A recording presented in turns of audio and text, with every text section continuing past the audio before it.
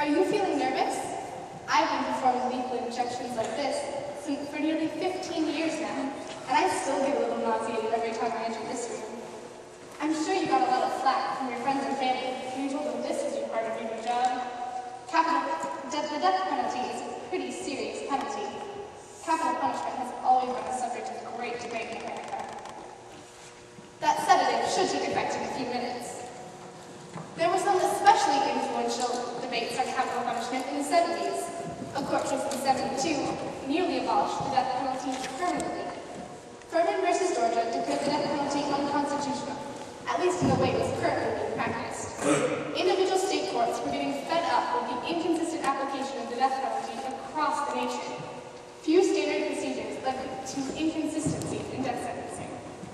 Colleagues, how can we ignore the lack of standard procedures in death sentencing?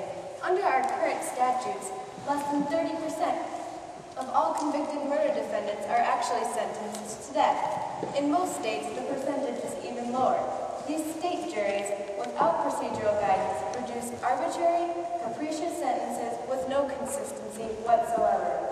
The only consistency is that the majority of those sentenced to death are either poor or black. This is in direct violation of the 8th Amendment's ban on cruel and unusual punishment.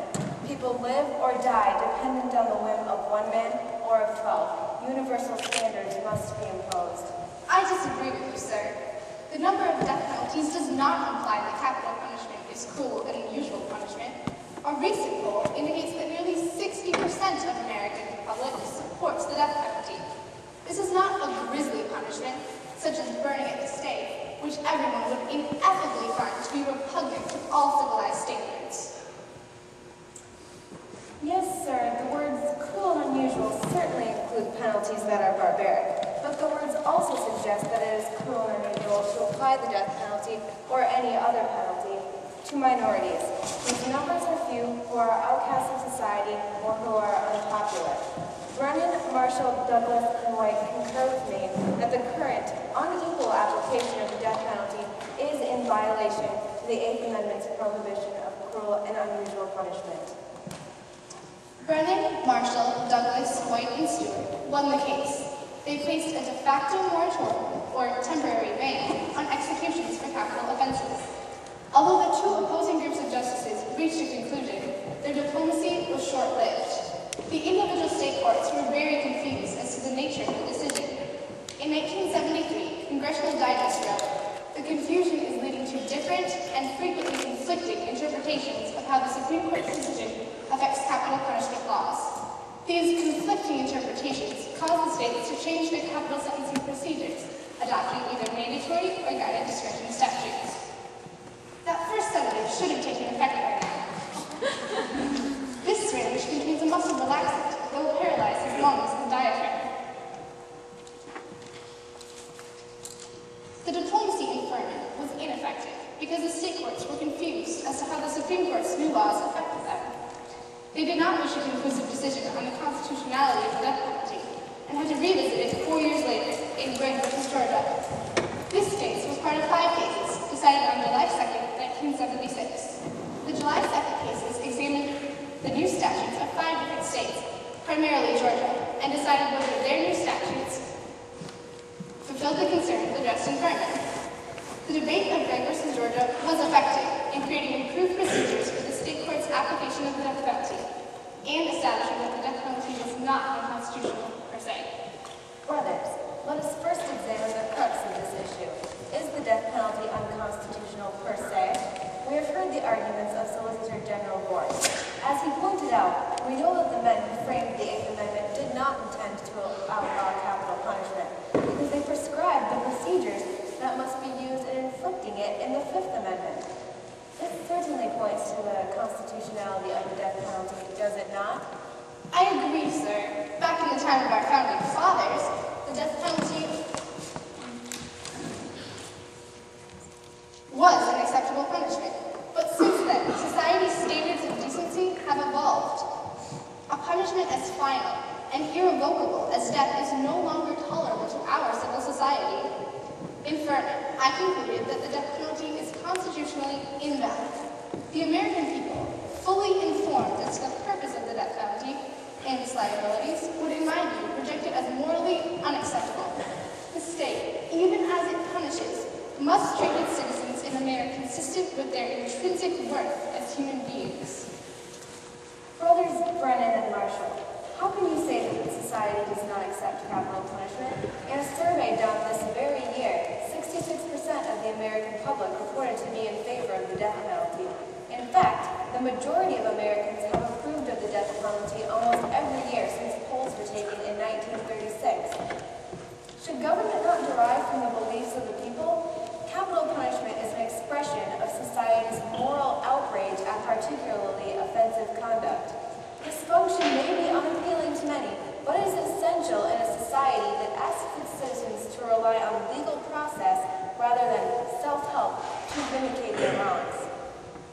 Perhaps the most marked indication of society's endorsement of the death penalty is the legislative response to Furman. The legislators of at least 35 states have enacted new statutes that provide the death penalty for at least some crimes. Marshall and I seem to be the obvious minority in concluding that the death penalty is inherently unconstitutional. In Furman, we in the majority concurred that the death penalty was unconstitutional in its current application. How do you propose that this will no longer be the case with these new statutes? Thus far, states have gone two separate directions in changing their sentencing statutes. Some have opted to impose mandatory sentences. These give equal punishment for certain crimes, regardless of extenuating circumstances. A man who intentionally murdered and mutilated someone would be given the same sentence as someone who unintentionally killed someone in a drunken bar fight. It is for this reason that in the 1930s, most states abandoned mandatory sentences for the discretionary ones. In Furman, we concluded that the judicial system has given too much discretionary power to the state juries and it has been misused. However, reverting to mandatory sentencing statutes does not seem to be the constitutional solution. Of the other four cases we are currently examining, both North Carolina and Louisiana attempted reform through mandatory sentencing, and this will not suffice. This leads us to a second group of sentencing procedures. Standardized, guided discretion statutes appear to be a sound alternative. So, brothers, what would these standardized, guided discretion statutes include? How would we ensure that each case is standardized? The statutes established by Georgia seem to be constitutional and applicable. The procedures focus the jury's attention on the particularized nature of the crime and of the particularized characteristic of the individual defendant. The Georgia statutes require a list of extenuating circumstances and also require a separate report designed to elicit information about additional circumstances.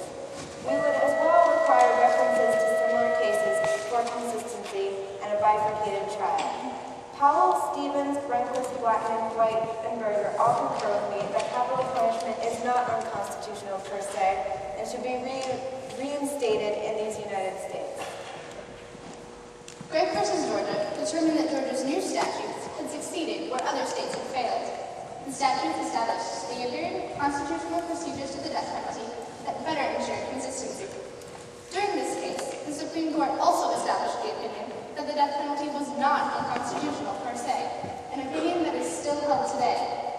The justices immediately ended the moratorium, or temporary ban, on the death penalty, and re-established it in states with statutes similar to those of Georgia. After Gregg versus Georgia, the Supreme Court became more actively involved in regulating cases focused on the death penalty.